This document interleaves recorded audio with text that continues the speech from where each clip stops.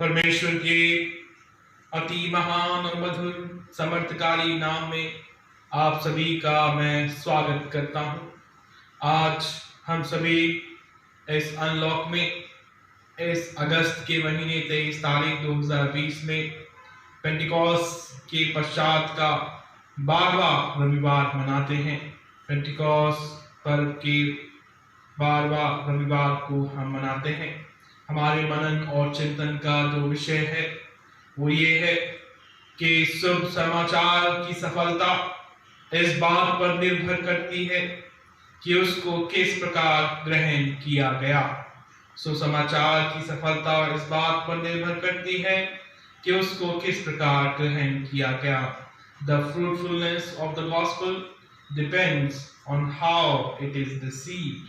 The fruitfulness of the gospel depends on how it is received. आइए हम प्रार्थना करें। प्रेमी पिता, हम धन्यवाद करते हैं आपका कि प्रभु जी आपने ना केवल अपनी इच्छा बल्कि पिता अपनी दया भी हमारे परिवार और हम पर प्रकट की है। और सचमुच परमेश्वर, हम आपका धन्यवाद अपने हृदय की गहराइयों से, अपने लहू, अपने देह से करना चाहते हैं। पिता, शैतान तो चाहता है कि हम आपका नाम ना लें, शैतान चाहता है कि हम आपके बारे में ना बात करें, लेकिन आप चाहते हैं कि आपके प्रिय पुत्र पे जो विश्वास करता है वो मुझ पर भी विश्वास करता है, क्योंकि आपके प्रिय पुत्र की इच्छा यही थी कि पिता की महिमा प्रकट हो। हे पिता, आज के इस रविवार की सभा में जब हम अपने अपने घरों में बैठकर इस मोबाइल के माध्यम से हम पिता एक दूसरे के लिए प्रार्थना करते हैं, सचमुच हम एक मन हैं, हम एक जाति हैं और हम एक कलीसिया हैं। प्यारे पिता, धन्यवाद करते हैं हम कि पिछले दिनों आपने हमें संभाला, इस आने वाले हफ्ते में भी आप हमें संभालें। और विशेषकर तेरी बेटी दयामणि डोगराय के लिए जो इस समय अस्पताल में है, उनकी चंगाई, उनके पूर्ण चंगाई के रूप में पिता परमेश्वर आपका लहू चाहिए कि आप उसे छिड़कें और वो बेटी भली चंगी हो जाए। धन्यवाद करते हैं तेरी बेटी आशा सुमेर के लिए कि पिता उनकी आपने कोई हड्डी को टूटने नहीं दिया, बल्कि आपने उसे फिर खड़ा किया और आपने उनको चंगाई दी। पिता मिसेस प्रोमिला रॉबर्टसन के लिए धन्यवाद करते हैं कि वो ठीक ठाक हैं पिता, कि जब उनके ऑपरेशन होना है पिता आपने संभाले हैं। प्रभु जी उनके रास्तों को खोल दीजिए कि एम्स में जब वो ऑपरेशन के लिए जाती हैं पिता आप उनके साथ रहिए, मिस्टर रॉबर्टसन के साथ रहिए इस बुजुर्गी में कि वो एक दूसरे को संभाल करें। प्रभु जी आपने तेरी बेटी किरण को भी संभाला, धन्यवाद के साथ पिता तेरे बेटे अनु पंकज को भी आपने चंगाई बख्शी, आंटी ग्रेस भट्टी को पिता ढांढस दिया कि जब उनकी बेटी इस संसार से रहिलत कर रही है। प्यारे पिता, हम भाई सुनील पीटर के लिए भी प्रार्थना करते हैं। हम तेरे बेटे रविंदर को और दुनिया में तमाम उन लोगों को जो इस समय तमाम शारीरिक बीमारियों से ग्रसित हैं, उनकी चंगाई मांगते हैं। उन्हें दे कि आपका प्रेम हमारी कलीसिया के तमाम बुजुर्गों, हमारे जवानों, महिलाओं और बच्चों और पास कमेटी के तमाम सदस्यों, ऑफिस बेयर्स पे सदा बना रहे। प्रभु यीशु के नाम से प्रार्थना करूँ, आमीन। आइए हम प्रार्थना करें। परमेश्वर पिता, पुत्र, पवित्र आत्मा की सामर्थी नाम में आमीन। मैं एक बार फिर सेंट जॉन चर्च की कलीसिया की तरफ से आप सभी जो इस समय इस YouTube चैनल के माध्यम से हमसे जुड़े हैं, देखते हैं, स्वागत करता हूं।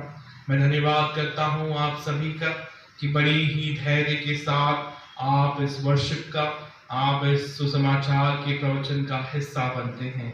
आप ज़रूर इस बॉक्स में कमेंट करें, हमें उत्साहित करें, हमें इनकरेज करें और नए नए आयामों को सीखने के लिए और सिखाने के लिए हमें आप अपने वैल्यूएबल जो सुझाव हैं वो अवश्य दें। आप मुझे फ़ोन पर भी मैसेज करके बता सकते हैं और आने वाले दिनों में हम कोशिश करेंगे कि हम जूम जो एक ऐप है उसके द्वारा हम सभी कलीसिया के लोग इस वर्शिप को हम ऑनलाइन डिजिटल जो है हम करने पाएँ। आप सभी जूम से वाकिफ़ हैं, आप जूम को डाउनलोड कीजिए, उसमें एक मीटिंग का पासवर्ड डालना पड़ता है जो मैं आने वाले समय में आपको दूंगा।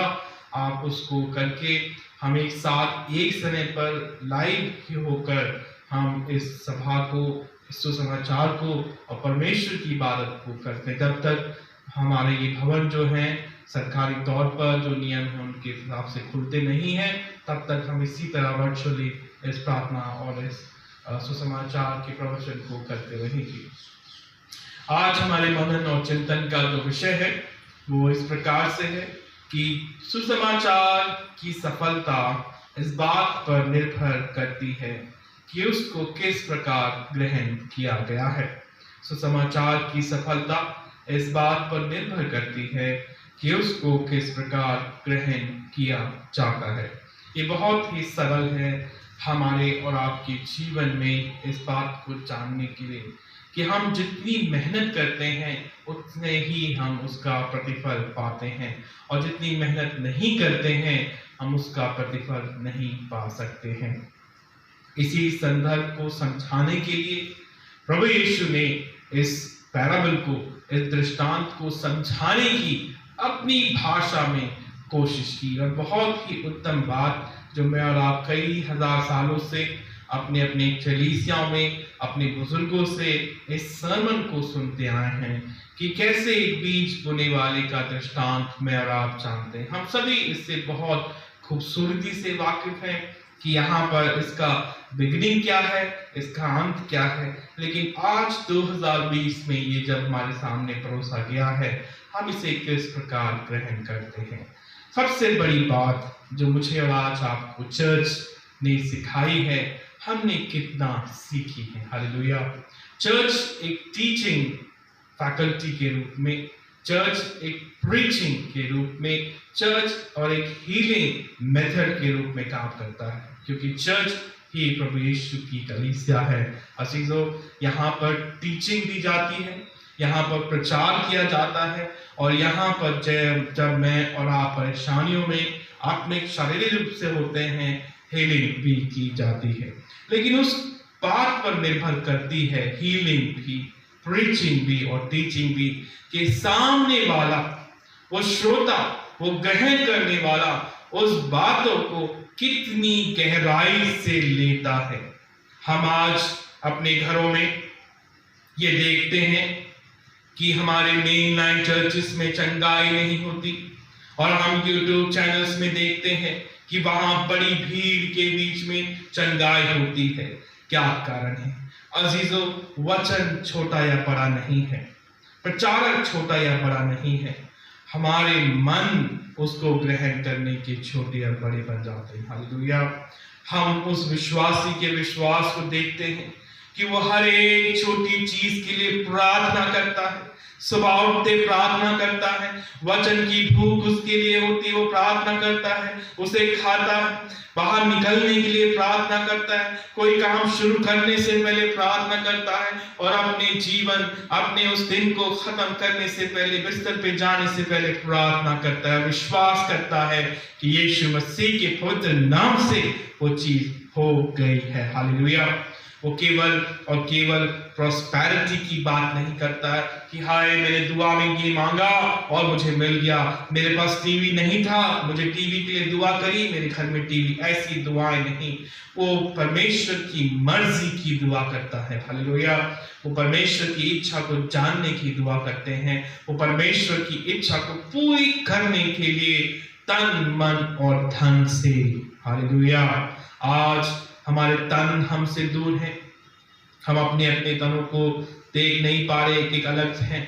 हमारे मन ऑलरेडी ही दूर हो चुके हैं, और धन हमने छुपा रखा है, जाने किस लिए कि हम अपने अपने धनों को, अपने दशवांश को नहीं देंगे। हम अपने दशवांशों को देने से क्या फायदा है, ये तो कोई बात नहीं।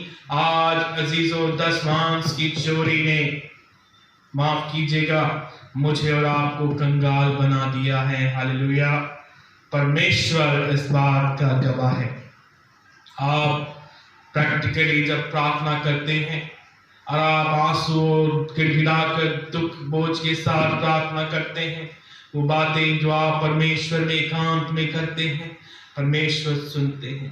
जब परमेश्वर अनुग्रह करते हैं, खुशहाली के रूप में आप बढ़ चढ़कर बहुत उल्लास करते हैं, लेकिन उसकी बात के बाद हम परमेश्वर को देने में पीछे हो जाते हैं। हालेलुया।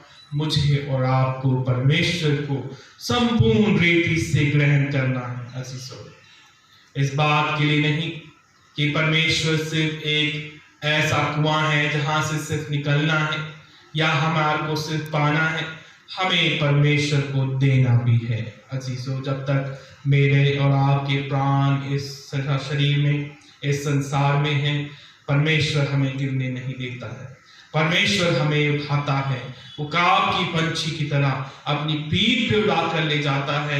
और जब हम सक्षम हो जाते हैं, हमारे बच्चे जॉब करने लगे, हालेलुया, आज 20-20, 30-30, 40 हजार रुपए की नौकरियां कर रहे हैं, इस लॉकडाउन में भी कमा रहे हैं, लेकिन अपनी कमाई का हिस्सा नहीं दे रहे हैं अजीजों। क्या मैंने और आपने उनको नहीं सिखाया कि हमने सुसमाचार सुना है, जो परमेश्वर का है वो परमेश्वर को जाएगा, जो मनुष्य का है वो मनुष्य के पास, जो कैसर का है वो कैसर को जाएगा। हालेलुया। आज मेरे और आपके बच्चे कमाई कर रहे हैं, बहुएं कमाई कर रही हैं, लेकिन हम एक ही मेंबरशिप के अंदर दबे हुए हैं। हम क्यों दें? हम क्यों परमेश्वर के भवन को दें? हालेलुया। हमें क्या फायदा? हमें और आपको फायदा नफा नहीं गिनना है। ये मेरी ड्यूटी है, क्योंकि मैं मसीह का बेटा हूँ। हालेलुया। मैं मसीह की बेटी हूँ और इस कम्युनिटी में, इसमें हमारे जीवन में यही तरीका है। हालेलुया। ऐसा नहीं है कि मेरे और आपके घरों में पैसे आना बंद हो गए, हमारे सारे बच्चे बैठ गए। आज हम किसी ना किसी तरह से, चाहे वो पेंशन हो, हमारे छोटे बड़ी कारोबार हो, व्यक्तिगत पारिवारिक रूप से हो, लेकिन हम देनदारी में पीछे हो गए हैं। क्या परमेश्वर आप पर दया करने में पीछे हो गया है अजीजों? क्या वो कंजूसी करता है आप पर अनुग्रह करने के लिए, मुझ पर अनुग्रह करने के लिए? तो मैं उसका हदिया कैसे ना लूं? मैं उसके लिए क्यों ना निकालूं? क्योंकि मैंने सुसमाचार को कितना ग्रहण किया है। क्या 30 गुना, क्या 60 गुना, क्या 100 गुना? सचमुच अजीजों, आज 2020 में समय है कि मुझे अपने आप को देखना है कि कैसे हम परमेश्वर को तोड़ते हैं। आज ये जो पैराबल है वो एक स्वर्ग के राज्य की पैराबल की बात है। ये दृष्टांत में कुछ चीजों का प्रवेश ने इस्तेमाल किया है। क्यों किया है? क्योंकि फलस्तीन के लोगों में बहुत, और भारत में भी, जो एक कृषि प्रधान देश है, जो लोकल लोग, जो गांव के लोग हैं, बड़ी आसानी से इस संदर्भ को समझ पाएंगे कि एक बेचारा किसान कुछ बीज बोने निकला, एक बीज बोने निकला, और उस बीज के अंदर कोई डिफरेंशिएट नहीं था। हालेलुया। परमेश्वर वो किसान है, परमेश्वर के हाथ में वो वरदान है, वो वचन है जो काले पीले भूरे रंग के सुनहरे हैं, और उनमें कोई भी दाग नहीं अजीजों, उनमें कोई बंटवारा नहीं अजीजों, उसमें कोई भी किसी भी तरह का डिस्क्रिमिनेशन नहीं है। मैं जानता हूं, कई परिवारों में देखता हूं, वो बड़े बड़े होटलों में अपने बच्चों के साथ खाते हैं, और जब चर्च की सदस्यता की, पैसे देने की बात आती है तो भूल जाते हैं कि हमारा क्या कर्तव्य है। और जब हम बिल पेमेंट करते हैं, पार्टियों की, बर्थडे में, सेलिब्रेशन की, हम हजारों क्या लाखों खर्च करते हैं। और जब हमें परमेश्वर या उसके भवन या उसकी कलीसिया की देनदारी की बात आती है तो हम रसीदें खोजते हैं। माफ कीजिएगा, रसीदें लेना बहुत अच्छी बात है। हमारा चर्च भी इस विश्वास में आता है कि हमें हर एक बात में ट्रांसपेरेंसी देखनी है। पर उस ट्रांसपेरेंसी का क्या, जब आपके बैंक के खाते परमेश्वर देखता है, आपकी ऊंची और नीची कमाई को परमेश्वर देखता है, और वो चिल्ला चिल्ला कर कहता है, मेरे भवन में भोजन वस्तुएं रहनी चाहिए। तुमने मुझे, मेरे घर को कंगाल किया है, मेरे दशमांश की चोरी की है। क्या हमने गॉस्पेल इसीलिए ग्रहण की कि क्या सिर्फ मुसीबत की रात में, अंधेरी परेशानियों में हमें चर्च, पासवान और दुआएं याद आती हैं?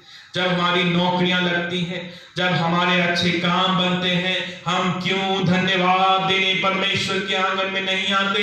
क्यों हम फोन नहीं करते, आज हमारे साथ अच्छा हुआ? हम अपने छुपाते हैं अजीजों।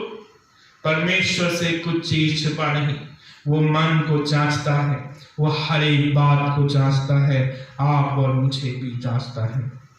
सोचिए, उस किसान के हाथ में वो सुनहरे बीज हैं, उन बीज की तुलना वचन से क्यों की गई है? अजीजों, बहुत गहरी बात है। बीज का बाहरी आवरण आपने देखा है, कोई भी बीज, गेहूं लीजिए, सब्जी का बीज लीजिए, आपने एक बाहरी आवरण को देखा है। हम और आप भी एक दूसरे के बाहरी आवरण को देखते हैं, चर्च के बाहरी आवरण को देखते हैं, पासवान के बाहरी रूप रंग को, उसके कैरेक्टर, उसकी लाइफ को देखते हैं और हम उसके हिसाब से तुलना करके ग्रहण करते हैं। लेकिन जो लाइफ है, उस लाइफ को जब वो गाड़ा जाता है, उसके अंदर बीज के अंकुर निकलता है, वो अंकुर में जीवनदायक है अजीजों, हालेलुया। और वो सबको नहीं मिल पाता, क्योंकि सब उस बीज को ठीक से नहीं बो पाते, नहीं उसको मिट्टी दे पाते, पानी नहीं दे पाते, उसको खाद नहीं दे पाते, तो फल कहां से लाएंगे? हालेलुया। आज मुझे और आपको ये बीज दिए गए हैं इब्रानियों की किताब उसके 4 अध्याय की 12 पद में, कि जो बीज है वो जीवनदायक पावरफुल वर्ड है। रोमियो बहुत खूबसूरती से इसका वर्णन करता है कि मुझे और आपको देखना है कि ये बीज मेरे और आपके जीवन में पैदा हो, अंदर जाए और अपनी जड़ बनाए। वचन जब तक जड़ नहीं बनाता, हमें समझ नहीं आता। हालेलुया। मुझे और आपको समझना है कि इस 2020 में वो क्या फल हैं जो हमने वचन के साथ पाए थे। क्या वचन आज ही आप सुन रहे हैं? क्या वचन आपने सिर्फ पिछले संडे सुना? मैं नहीं मानता। माँ के गर्भ से कोई पासवान, कोई बहन, आपकी माँ, आपके पति, आपके घर वाले वचन घर में पढ़ते होंगे। अजीजों, आप वचन सुनते आए हैं, आपको परमेश्वर सिखाते आया है, मुझे परमेश्वर सिखाते आया है। तो हमारे जीवन में तुलनात्मक क्यों हमारे जीवन डिस्क्रिमिनेटरी हैं? क्यों हम ऊंचे नीचे देखते हैं? क्योंकि मैं और आप ऊंचे नीचे वचन को ग्रहण करते हैं उन्हीं भूमियों की तरह कि सारे वचन के जो बीज हैं उनमें कोई रंग बिरंगा नहीं, एक ही रंग के हैं, किसान भी एक है। और जब उसने फेंके भूमि पर, वो भूमि अलग अलग तरह की निकल आई। तो हालेलुया। कैसी भूमि? पथरीली भूमि, झाड़ियों वाली भूमि, अच्छी भूमि, और उसके हिसाब से वो फल। बीज तो सेम था, किसान भी सेम है, तो फल अलग अलग क्यों आए? फल अलग अलग इसलिए आते हैं अजीजों, क्योंकि मैं और आप परमेश्वर के वचन को अपनी अपनी जीवन के हिसाब से इतना इतना इतना ग्रहण करता हूं। जब मुझे बपतिस्मों की जरूरत होती है, कन्फर्मेशन की जरूरत होती है, दफनाई की जरूरत होती है, चर्च याद आ जाता है। और जब मुझे परमेश्वर की महिमा की याद करनी होती है, हमें परमेश्वर याद नहीं आता। हालेलुया। मुझे हर समय संभालने वाला परमेश्वर है। मेरे दुख में सुख में परमेश्वर है, मेरे अच्छे बुरे में परमेश्वर है, मेरी कमाई में ना कमाई में मेरा परमेश्वर ही मेरा हितकारी है। तो मैं परमेश्वर को संपूर्ण प्राण, संपूर्ण बुद्धि, संपूर्ण शक्ति और संपूर्ण हृदय से प्रेम क्यों ना करूं? और जो लोग करते हैं, जो ग्रहण करते हैं, वो फल लाते हैं। वो 30 गुना, 60 गुना और 100 गुना फल लाते हैं अजीजों। हालेलुया। मेरे और आपके जीवन में क्या फल है? मत्ती 7 को हम जब देखेंगे, हमारे जीवन में 16वें पद में एक हमारा उद्धार का फल मिलेगा। हम रोमियों की पत्री 6 अध्याय 22 में देखेंगे, हमें पवित्रता का फल मिलेगा। हमारे जीवन में गलातियों की पुस्तक 5वां अध्याय 22 से 23 पद में हमारा क्रिश्चियन लाइफ का फल हमें मिलेगा। और कुलुस्सियों की पुस्तक हम 10वें अध्याय 1 अध्याय के 10 पद में देखेंगे, हमारे अच्छे काम, हालेलुया, वो हमें फल के रूप में मिलेंगे।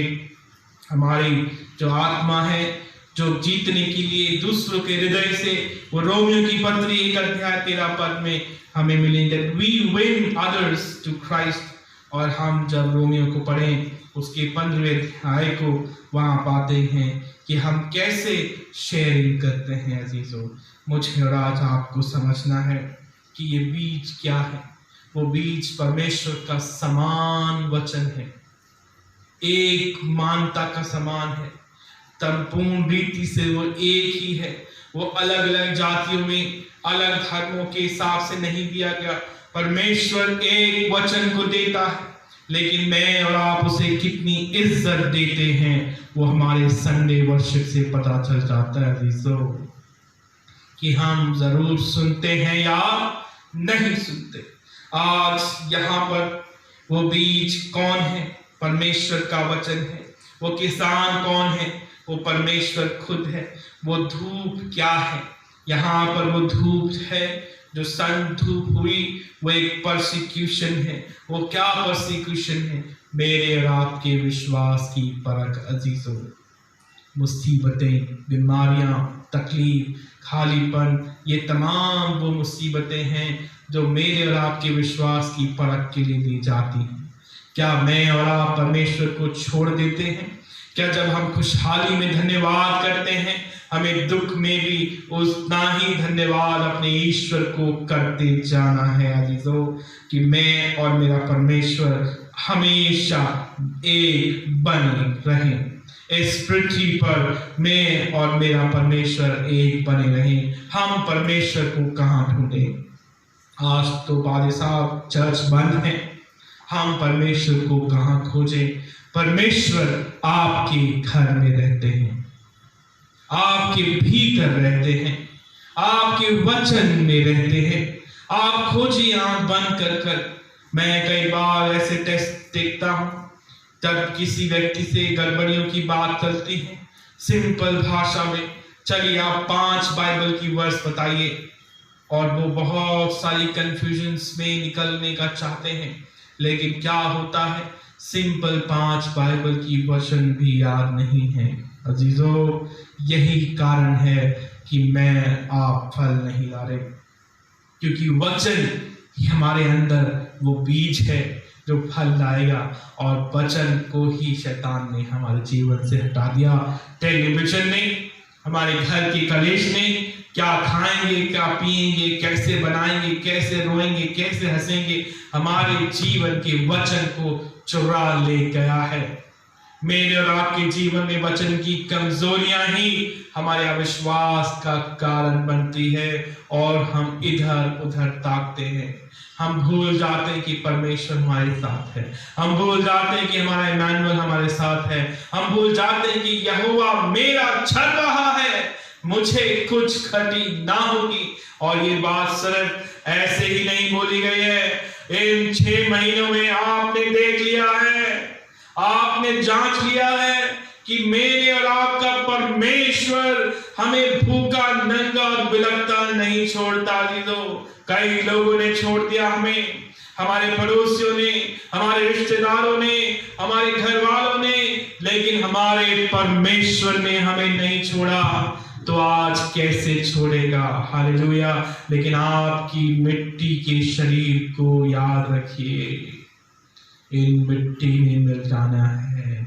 मिट्टी को मिट्टी, राख को राख, और धूल को धूल। क्या है ये शरीर? मिस्टर सो एंड सो नहीं है, जिसको लाली बिंदी टिकिया से अच्छे मशीन में जाके करने से नहीं होगा।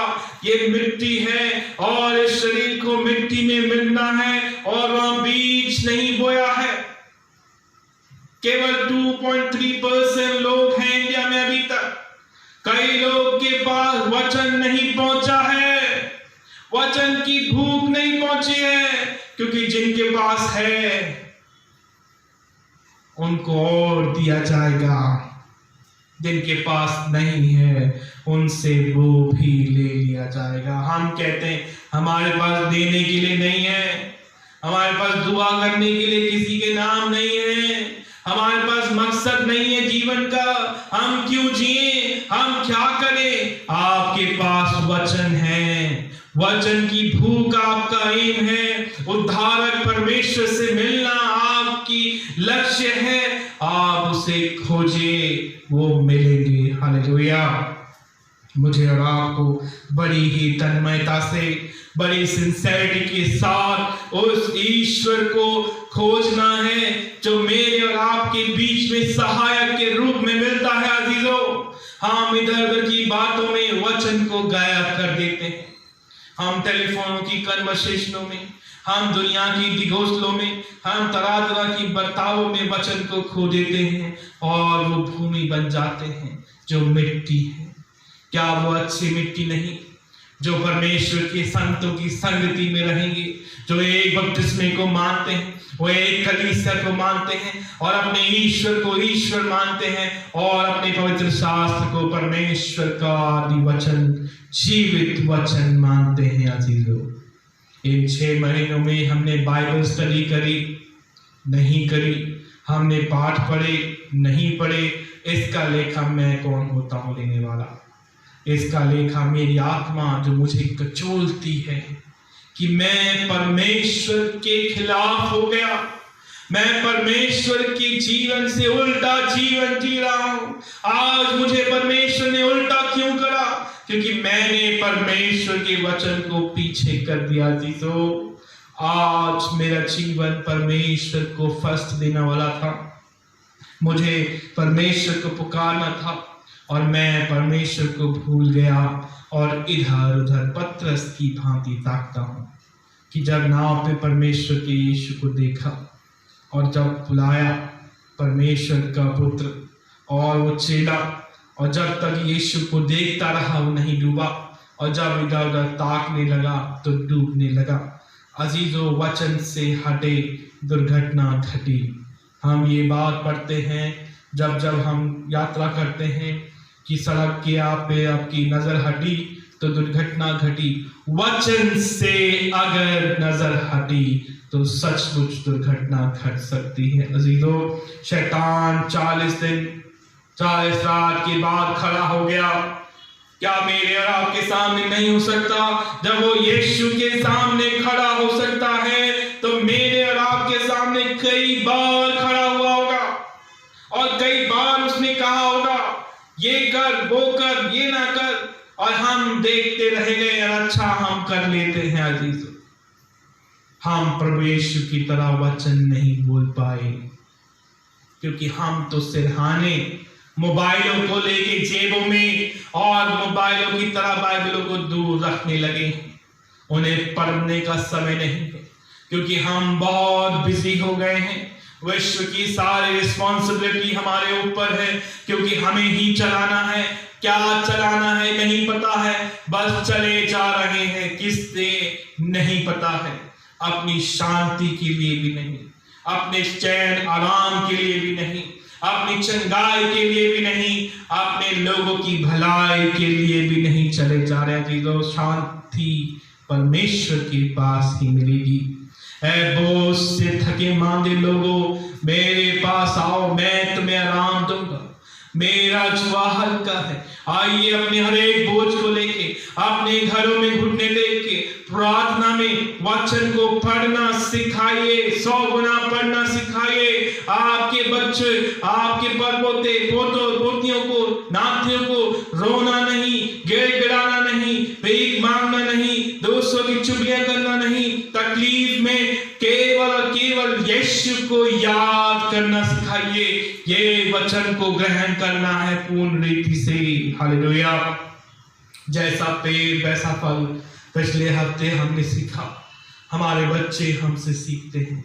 जब हम दूसरों की इज्जत करते हैं तो वो भी इज्जत करेंगे। अजीजों, हम जब वचन को सत्य रीति से पढ़ते हैं, मानते हैं, विश्वास करते हैं, हमारे बच्चे भी दूसरे रास्ते नहीं जा सकते। आज हमारे बुजुर्ग कहते हैं हमारे बच्चे हमारी नहीं सुनते हैं। वो कैसे सुनेंगे जब आपके और मेरे जीवन में उन्होंने परमेश्वर के वचन की माइनस पॉइंट्स देखे कि ये तो पढ़ते नहीं हैं, ये तो वचन प्रार्थना नहीं करते हैं, आडंबर रहते हैं, तो हम भी ऐसे ही लाइफ जिएंगे। आज मुझे और आपको आकलन करना कि मैंने सुसमाचार को किस तरह से ग्रहण किया, कैसे ग्रहण किया और क्या सुना। मेरे प्यारे अजीजों, मुझे और आपको इस चीज की इंपॉर्टेंट रखनी है।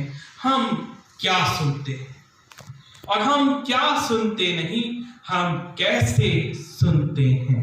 What we hear and how we hear is important.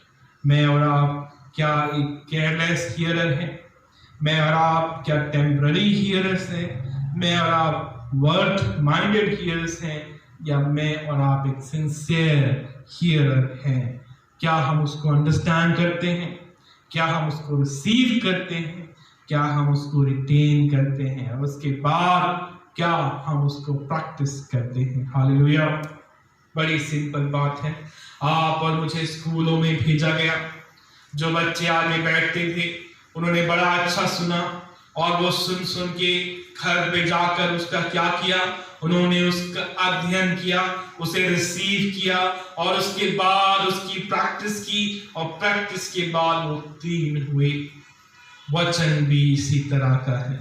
बड़ी संख्या में मसीह का सुसमाचार लोग सुनने आते थे, बड़े ही समूह के रूप में बैठते थे, लेकिन कितने चेले आए? केवल 12 चेले अजीजों। इतनी भारी भीड़ जो प्रभु का वचन सुनती थी, वो सारे फल नहीं लाए, वो सारी बात को नहीं समझे, क्योंकि अगर समझ गए तो जो आज मेरा है वो देना पड़ेगा, प्रभु का है। हालेलुया। क्योंकि इसलिए हम रुक जाते हैं। ये भी प्रभु का है, सब कुछ प्रभु का है, हम उसमें जीना नहीं चाहते। लेकिन सचमुच ये पृथ्वी ही प्रभु की चौकी है। मेरा और आपका घर भी प्रभु की चौकी के नीचे है। मेरे और आपकी संपत्ति, बाल बच्चे भी प्रभु के पैरों के नीचे की धूल है अजीजों। अगर आप चाहते हैं, मैं चाहता हूं कि परमेश्वर ने चट्टान की ज्योति बनाए, तो आज ही त्याग का जीवन सीखे, देना सीखे, अपने जीवन में सैक्रिफाइस सीखे, परमेश्वर के वचन को पूर्ण रीति से ग्रहण कीजिए, उस अच्छी भूमि की तरह जो वो भूमि फल लाती है, उगती है, और वचन को सुनती नहीं, ग्रहण भी करती है, और ग्रहण करने के बाद कथनी को करनी में बदलती है। हालेलुया। प्रभु यीशु कहते हैं, मार्ग, सत्य, जीवन मैं हूं, और हम मसीह भी इस बात को मानते हैं। क्या हम किसी का मार्ग बने, किसी बच्चे की नौकरी लगवाने के लिए, किसी बहन भाई की शादी कराने के लिए? क्या हम उस व्यक्ति का सत्य बने कि देखो ये सत्य है? क्या हम और आप किसी का जीवन बने? आज मुझे और आपको बहुत जरूरी है। हम बहुत सारे लोगों को दुख दे चुके हैं, हम बहुत सारे लोगों को पीड़ाएं दे चुके हैं, और उसी कारण शायद आज हमारे बीच में अलगाव है। हम बात करना पसंद नहीं करते, हम एक दूसरे को देखना पसंद नहीं करते, क्योंकि वो पुरानी मेमोरीज याद आ जाएंगी। क्या इसने मेरे साथ ये किया था, उसने मेरे साथ वो किया था, मैंने तो ये नहीं किया था, फिर भी उसने मुझे ये बोला। हम इन सारी गफलतों में रह जाएंगे, और प्रभु यीशु का बलिदान, हे पिता इन्हें क्षमा कर, ये नहीं जानते ये क्या करते हैं। आज हम कहना भूल गए हैं, क्योंकि चोरी हो गई। कितनी भारी चोरी हो गई हमारे जीवन से, वो वचन को चुरा लिया जा रहा है। डेली बाय डेली हजारों शैतानी ताकतें, शैतानी सरदूत जो हैं, वो मेरे हृदय से वचन को चुरा रहे हैं। हमें खाना है, खाना नहीं खाना है, वचन को खाना है। सुबह उठने के साथ ही वचन पीना है, वचन ओढ़ना है, वचन को अपने आंख नाक कानों के बीच में टंगाना है कि यीशु ही प्रभु है, और यीशु परमेश्वर मेरा चरवाहा है। कैसे आएगा? समय निकालिए, समय निकालिए परमेश्वर के लिए। आपका परमेश्वर बाहें फैला के खड़ा है। आप समय निकालिए, परमेश्वर के वचन को पढ़ दीजिए और प्रार्थना कर दीजिए, कोई परेशानी नहीं आएगी।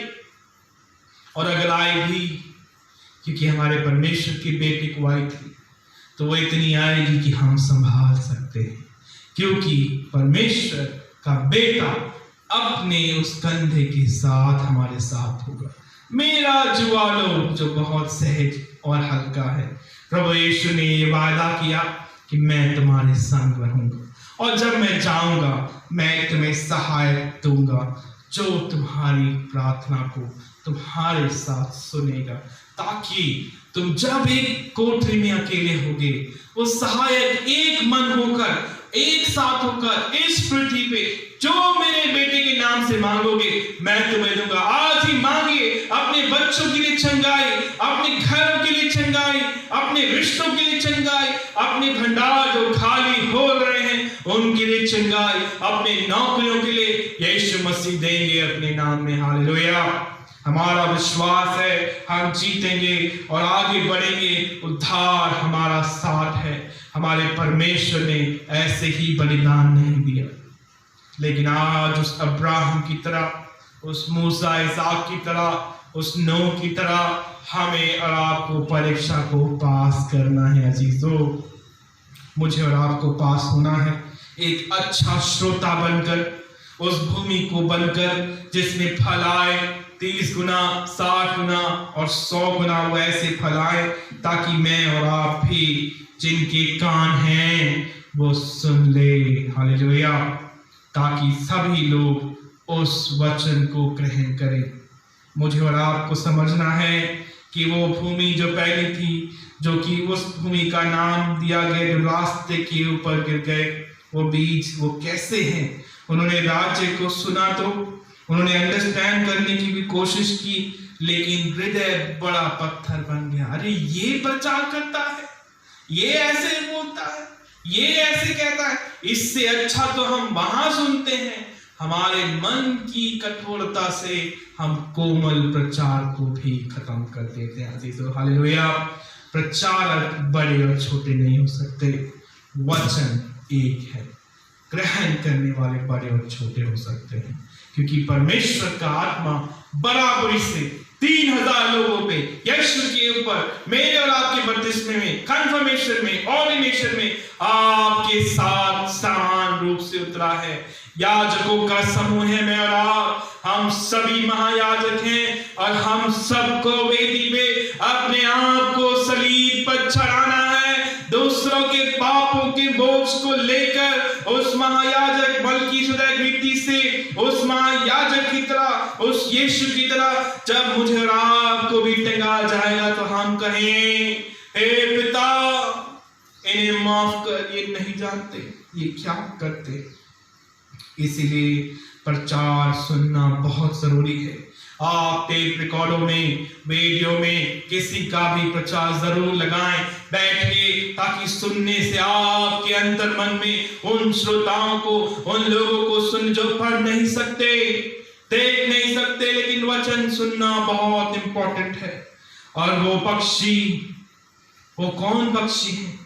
वो शैतान है, जो मेरे और आपके हृदय से वो चुरा ला जा रहा है, क्योंकि घर में कोई और काम आ गया, घर में कुछ और हो गया, वो हम नहीं सुन रहे। 9 बजे सुन लेंगे, रात को सुन लेंगे, इबादत का समय दिया गया है उस पे नहीं बैठेंगे, अभी कपड़े धो लेते हैं, अभी खाना खा लेते हैं। ऐसे ही करके हम शैतान को मौका देते हैं। हालेलुया। कि हम प्रातःकाल की सर्विस में नहीं, अपनी इच्छा पे हम उसको चलाते हैं। हम दूसरी भूमि की तरफ चलते हैं जो एक पथरीली भूमि की वर्णन किया है, और जब समान बीज उस पे गिरता है तो वहां पर क्या होता है, उस जमीन में बड़ी जल्दी इमोशनल होकर उसको रिसीव करते हैं, लेकिन क्या होता है, उसमें कोई जड़ नहीं पकड़ती, क्योंकि समझ ही नहीं है कि वचन क्या कह रहा है। समझ ही नहीं कोशिश करते कि हम कैसे जिए प्रभु में या अपने संसार में, तो वहां पर वो उगना भूल जाता है। हालेलुया।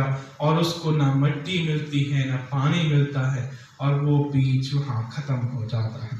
आने थर्ड जब हम देखते हैं, वो तीसरी भूमि की बात की गई है, वहां पर एक कुछ कंटीली झाड़ियां हैं। वो कंटीली झाड़ियां क्या हैं? शायद ये कोविड-19 है, क्या हम वचन को पढ़ रहे हैं और ये हमें डरा रहा है कि तुम मरोगे, यीशु कहता जियोगे, तुम्हारा नाश होगा, परमेश्वर कहता तुम अनंत जीवन के वारिस कहलाओगे, तुम अच्छा नहीं होगा, परमेश्वर कहता तुम्हारा भला होगा।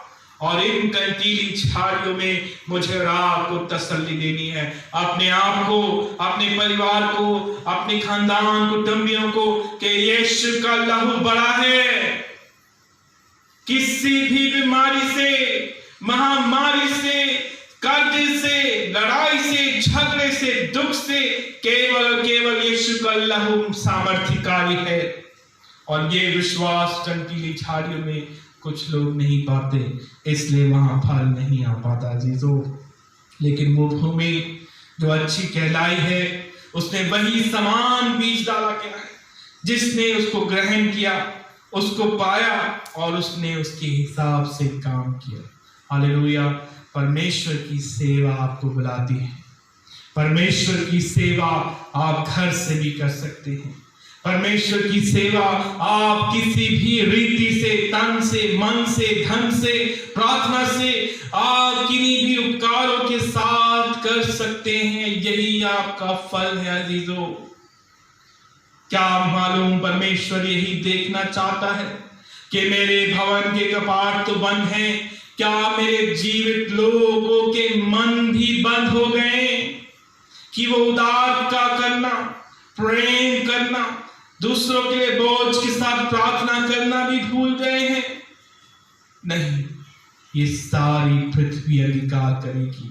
हालेलुया। यीशु ही प्रभु है और मुझे और आपको ये अंगीकार करना है, अपने बच्चों को कराना है, अपने घर में, अपने पास पड़ोस में गवाही बननी है कि हम परमेश्वर के उद्धार के किए गए लोग हैं, हम उसके गले की भेड़ हैं, हमारा कुछ हानि ना होगी।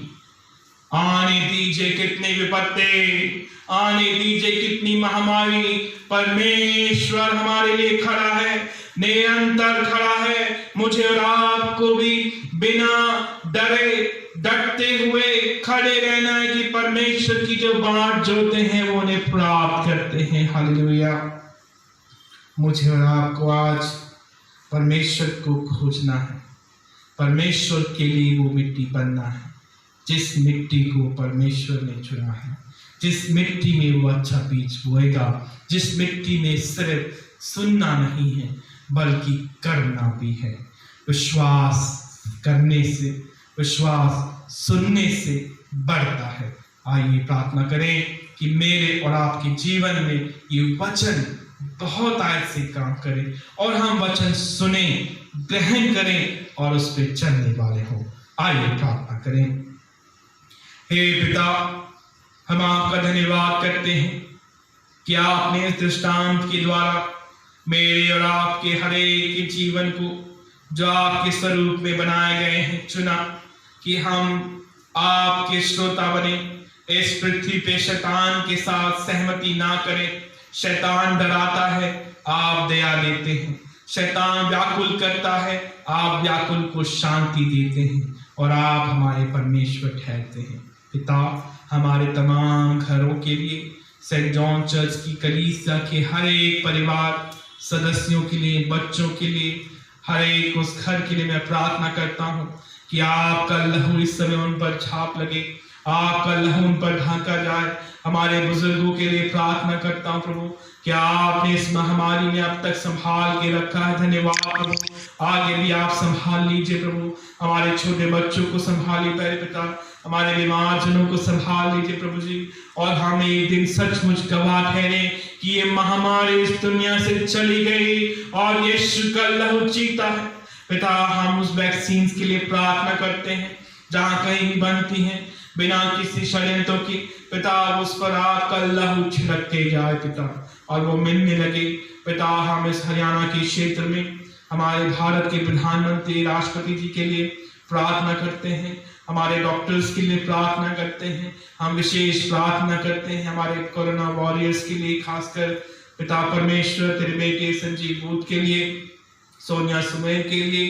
पिता परमेश्वर, हम प्रार्थना करते हैं डॉक्टर रोहित नाग, उनकी पत्नी के लिए प्रभु जी। हम प्रार्थना करते हैं स्वाति तिर्की के लिए पिता परमेश्वर। हम प्रार्थना करते हैं मिसेस यूनिस मसीह के लिए प्रभु जी। हम प्रार्थना करते हैं प्यारे पिता तौलिना के लिए प्रभु जी। हम एलिशबा के लिए प्रार्थना करते हैं प्रभु जी। हम उन तमाम लोगों के लिए प्रभु जी हम प्रार्थना करते हैं प्रभु जी। ओ मिसेस रॉबर्ट के लिए प्रार्थना करते हैं जो पिता कोरोना वॉरियर्स हैं। पिता तमाम लोगों की आप सहायता करें पिता। ये सेंट जॉन चर्च से जुड़े लोग हैं, आपका लहू इनके द्वारा तमाम बीमारों को चंगा करे और उन्हें दीजिए इनके परिवार आशीषित पाए पिता परमेश्वर। तमाम हमारे पुलिस अधिकारियों के लिए, हमारे एसडीएम साहब के लिए प्रार्थना करते हैं, हमारे तमाम मसीह समाज के लिए प्रार्थना करते हैं कि पिता हम सभी आपकी महिमा में एक हो जाए और आपका लहू हमें हमेशा बचाता रहे पिता। प्रार्थना करते हैं उन लोगों के लिए जिनकी नौकरियां नहीं हैं पिता। हम प्रार्थना करते हैं उन बच्चों के लिए जो इस समय अपने स्कूल की पढ़ाई ऑनलाइन कर पा रहे हैं, नहीं कर पा रहे हैं। उन माँ बाप के लिए जो फीस देने में अक्षम है पिता, आप रास्ते खोलिए प्रभु जी। हम प्रार्थना करते हैं जो लोग फंसे हुए हैं अपने परिवारों से दूर हैं, आप उन्हें भी रास्ते से प्रभु जी उनको रास्ता निकाल कर उन्हें वापस लौटाइए प्रभु जी। हम उन भंडारों के लिए जो हमारी कलीसिया के घरों में हैं, आपका लहू चाहते हैं, उनकी कमाइयों पर आपका लहू चाहते हो और हमारे सबके स्वास्थ्य में प्रभु जी हम आपकी ताकत दृष्टि पर चाहते हैं। हमारी गलतियों गुनाहों को क्षमा करें और पिता हमारे प्रेम को बढ़ाएं ताकि हम आपकी महिमा तेरी आमद तक देखने पाए प्रभु यीशु के नाम से आमीन।